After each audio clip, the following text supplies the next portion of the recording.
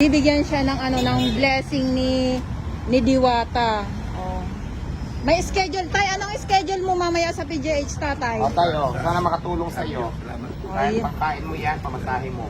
Actually, maawa ko sa iyo. Unang-una, may edad ka na, may sakit ka pa pala. So, hindi ka talaga pwede dito kasi mahirap yung trabaho dito sa akin.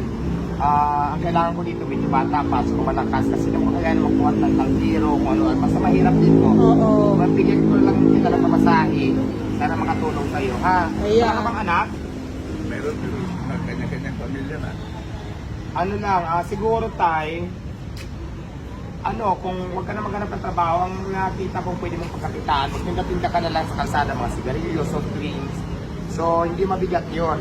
So, manghingi ka na lang sa mga anak mo siguro ng puhunan para, kasi si Diwata, hindi pa naman tayo mayaman. Para tulungan ko lahat na sobrang dami nang humingi ng tulong sa akin sa totoong buhay na. Oo. Nagsisimula pa lang. Tumulong, walang masamang tumulong.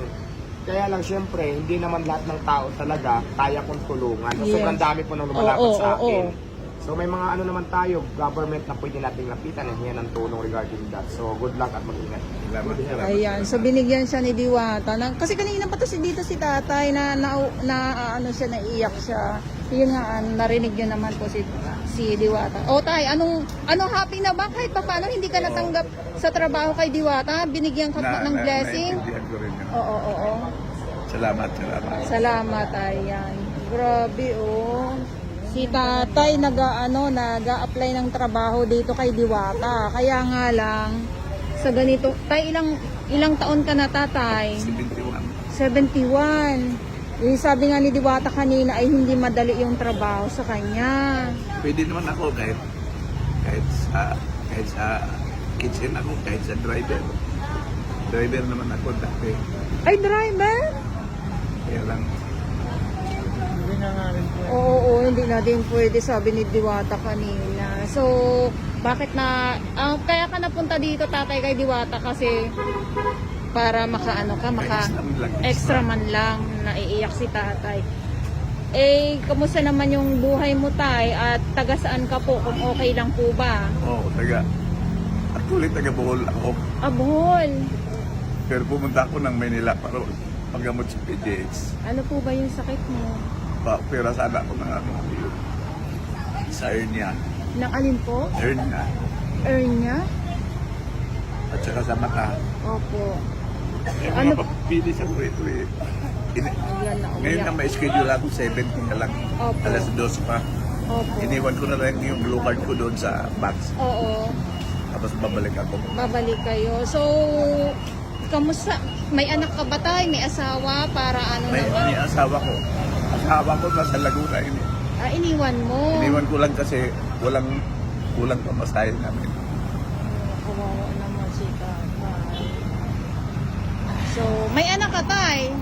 Mayroon kailang nasa ibang may mga pamilya na sila. Ibang probinsya? Ang ibang probinsya, nasa Mindanao yung isa. Yung isa, may asawa na siya, may pamilya na siya, pero nasa Saudi, bago ko lang. Hindi po ba kayo nabibigyan kahit magkano lang? Bakit?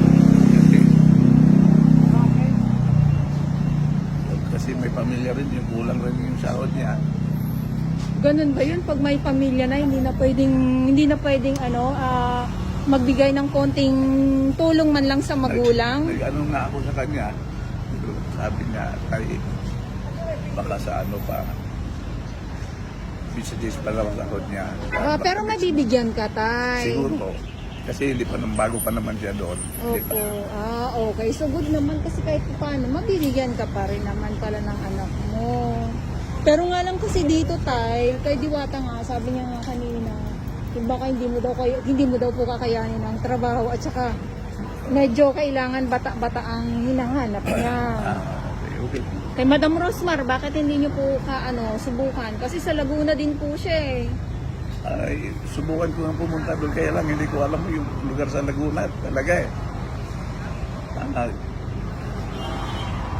Kung ang alam ko lang doon, mismong SM Calamba. Ayun lang. Nanay, ano yung nga ni Madam Rosmar?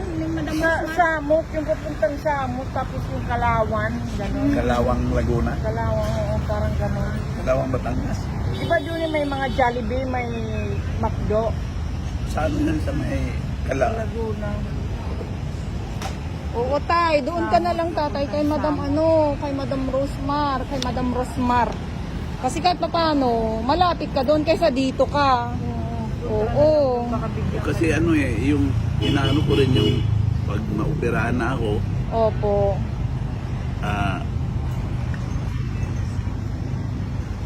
pwede lang siguro doon. Pwede na siguro. Bigyan kanya ng referral niya. Opo. O tay, pang ano lang pang pamasahe lang kahit papaano. Salamat. Thank you po. Ayun lang, no. Ayan ang ano natin sa mga ganitong may mga edad na mahirap sa totoo lang yung Iiyakan tayo, tay. Prayer lang tayo. Tatay, nanay, ano na nanay? Ito si Nanay Maria. Ang inaabangan nito ay si nanay. Sino? Banat. Si Ivana. Ang inaabangan ni nanay. Ang tagal. Kahirap tayo, no? Ang asawa mo hindi na nagtatrabaho rin. Oh. Ilang taon na po ang asawa nyo, tay? 63. 63. Alas kasi edad ko. Ako 70. Ayun. 72 ako Hindi rin. mo alam yun na samot, yung ganyan, sa Kalawan. Doon sa may McDo, may Jollibee. Meron yun doon Kasi sa... mo papuntang kay Rosmar. Ayan, doon ka, tatay. Tanong ka doon, tatay, ha? Malay mo, di ba? Diba? Sa may sasakay ko muna ng jeep papuntang papuntang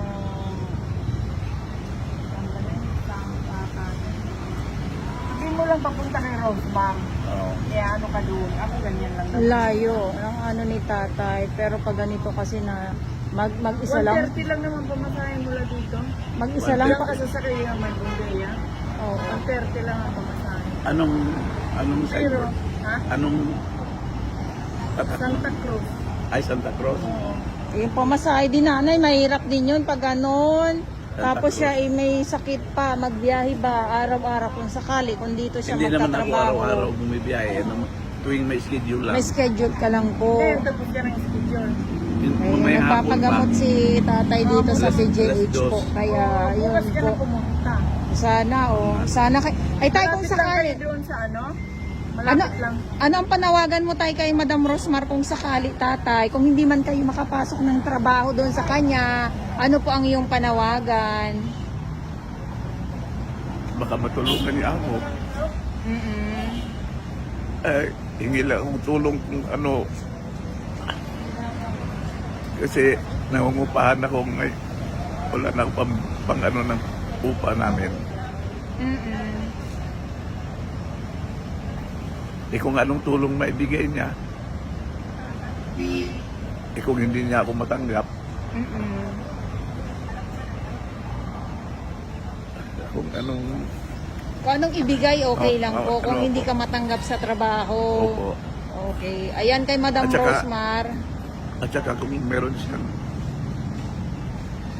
siyang paupahan na ano, na bahay, sa kanya na lang ako. Mahirap na ako rin. Gano'n. Kung ano lang ibigay, ma'am. Kung ano lang ang ibigay Tulong. ni Madam Rosmar. Ayan. Thank you, tatay. Thank you po.